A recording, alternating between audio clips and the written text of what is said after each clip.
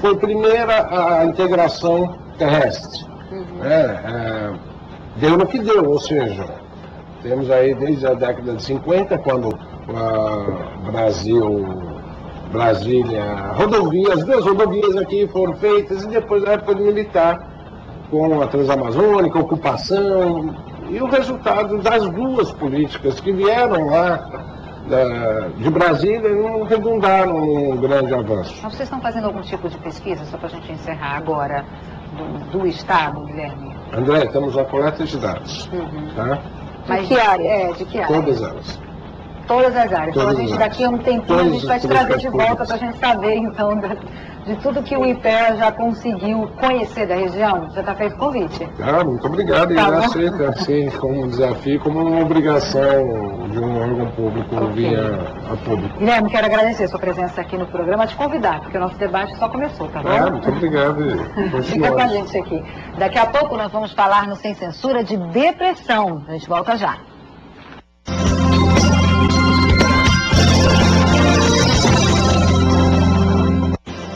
Uma doença difícil de se identificar e que pode ter consequências graves. Vamos conversar agora sobre depressão com a psicóloga Cíntia Lavrati. Tudo bem, Cíntia? Tudo bem.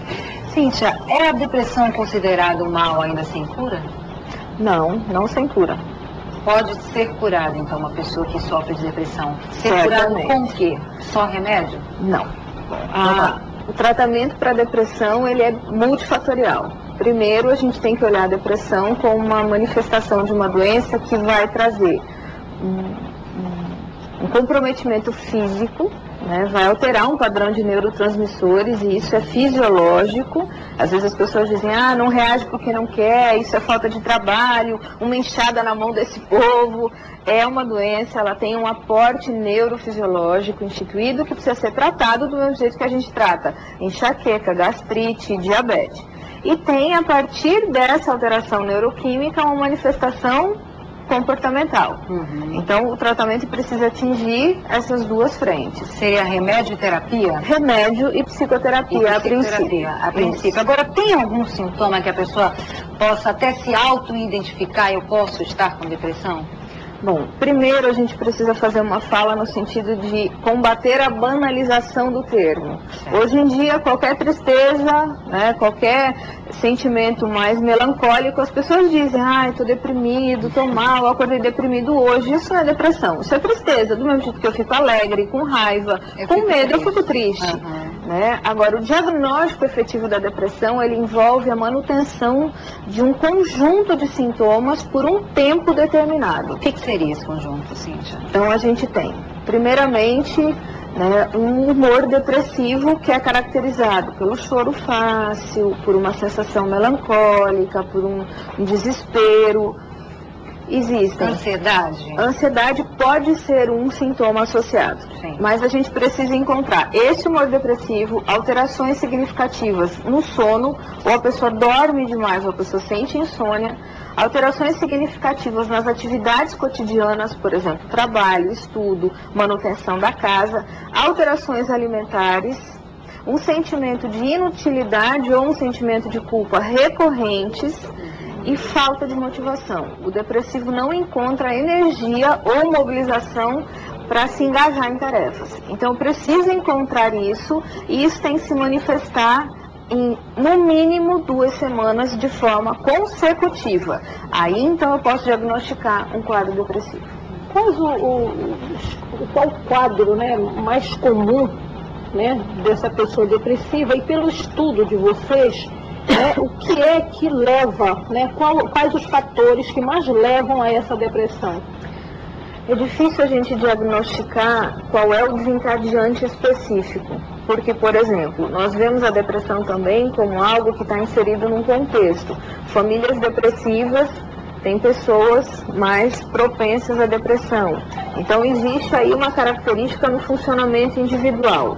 Mas o que é recorrente nos consultórios? Situações de perda, luto por morte, situações de perda afetivo-relacional, então, é o prato do dia.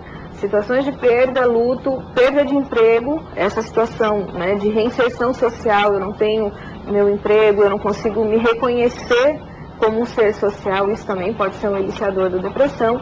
E existem indicativos que a gente não identifica com clareza. A gente percebe o sintoma e aí vai para uma investigação psicodinâmica e identifica vários pontos que podem ter suscetibilizado emocionalmente a pessoa. Depressão, ela é comum entre adolescentes? Muitíssimo. Muito mais do que a gente imagina. Inclusive, uma faixa etária que hoje é muito alvo de estudos e atenção é a infância. Até porque se pensa na infância como um período de brincadeiras, lúdico, feliz. Existem muitas crianças que têm depressão. E o mais difícil, só uma fala, rapidinho, o mais difícil é que geralmente a depressão infantil ela tem um sintoma paradoxal. Ao invés da criança ficar apática, a criança fica extremamente agressiva. Então, muitas vezes, a forma da criança sinalizar a angústia e o desespero dela é agredindo. E o que tem levado a essa depressão entre crianças e adolescentes? O Guilherme falou da desagregação do núcleo familiar. Então, hoje a gente não vê famílias que tenham estrutura suficiente para dar continente afetivo para essas crianças. Esse é um fato. Outro fato é que as nossas crianças hoje são pequenos executivos. Eles precisam demonstrar competência muito cedo. Então, competência no judô, competência no balé, competência no inglês, competência na escola. E a escola exige que a criança seja sempre o melhor, o que tem destaque, o que pega o papel principal da peça. A sociedade de um modo em geral. Mas eu acho que também tem a ver com essa coisa de perda de valor, não é? Dentro do comportamento social. Como você falou, só então aplaudido, reconhecido, vitorioso. Isso. A gente tem uma cultura... Quando você expõe uma política pública, eu volto aqui para a política. Sim. Isso merece... cadê a solidariedade? Sim. Então, eu acho que a perda de valores que vem acontecendo nessa sociedade do século XXI acaba influenciando, sim, na incidência, além também do avanço da psiquiatria, no tocante a diagnóstico, por aí fora. E você falou da irritabilidade. A euforia está associada também à depressão ou não? A euforia é uma defesa maníaca. O que a pessoa faz? Nos quadros de transtorno afetivo bipolar, oscilam-se períodos depressivos com períodos eufóricos ou maníacos.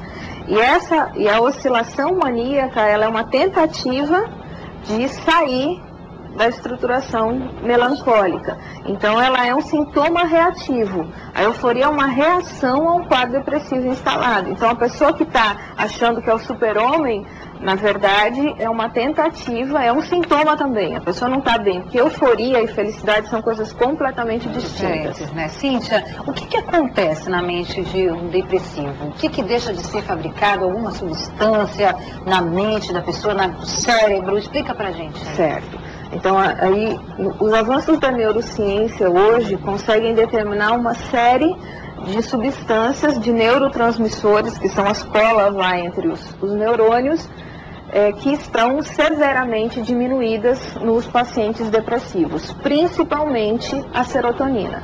Então, a medicação, ela vai atuar na recaptação da serotonina. E o que é a serotonina? Ela é responsável? Ela é um neurotransmissor responsável pela sensação de bem-estar.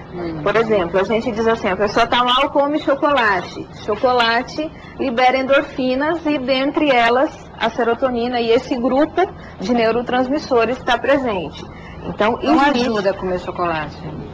Não. Eu ia adorar te responder que ajuda, mas eu também ia adorar saber. É muito simplista. Muito simples, não na quantidade necessária para reestruturar um padrão neurofisiológico.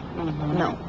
Então, é por isso que a medicação ela se faz necessária. Mas o que acontece? A ausência desses neurotransmissores, ela instala um padrão recorrente na estrutura de pensamento. Então, a pessoa tem uma lente. É como se instalasse uma lente cinza. E tudo que eu vejo por intermédio dessa lente.